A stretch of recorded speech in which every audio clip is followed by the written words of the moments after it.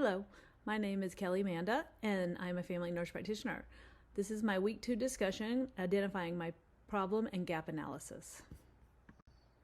Our practice is a small private practice that includes one physician, the surgeon, and myself as the nurse practitioner. Our staff includes an office manager, 4 medical assistants, 2 receptionists, and 2 administrative managers that run our lean department. We are an orthopedic spine surgical practice, and we prescribe a large number of opioid medications regularly. Currently, we have no identified policy or procedure for prescribing the initial dose of pain medication following surgery, and no policy for how many refills the patients are allowed to receive. The Centers for Disease Control and Prevention issued a practice guideline in 2016 regarding prescribing opioids for both acute and chronic pain needs. There was an update to this guideline published in 2022 that recommended for acute pain, such as post-surgical pain, we should prescribe the lowest effective dose for the shortest duration possible to address the severe pain following surgery, with a taper plan provided to patients when used more than a few days. This practice currently has an unofficial prescribing protocol that is provided to all patients unless the patient is already on a specific medication prior to surgery that we have been using ever since the surgeon finished his fellowship back in 2008.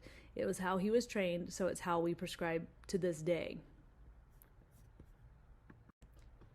A fishbone diagram was used for a gap analysis for the issue involving the overprescribing of opioid refills in the postoperative period. Many factors are included in this problem, including the providers in the practice, the staff in the practice, the technology which is used, which is our electronic health record, which is how we send our prescriptions, pharmacies where the prescriptions are being sent are an issue, the administrative or insurance barriers are in place, and the patients themselves are identified as part of the problem. No policy in place outlining prescribing amounts or limits makes things complicated in a gray area with no defined limits that patients seem to take advantage of. The staff take refill requests from the patients without looking into the system to see when the patient had surgery or when their last refill was. The providers are always in such a hurry that they typically go in and just refill the medications without questioning or looking back to see when their last refills were. The providers have the staff just leave notes on our desk. The patients are not always honest in how many pills and how often they're taking them after their surgery, and the local pharmacies are not all running the recommended cures reports to see how many prescriptions the patients are getting and from how many different providers. The data analysis that was performed over a 6-month period from June 1st through November 30th, 2022 showed that on average the practice performed approximately 38 surgeries per month. And each of these surgeries were prescribed an initial post-operative pain medication. During the 6-month period, on average, 27 of those 38 patients had at least one post-initial refill provided, with most of them getting between 3 and 6 refills.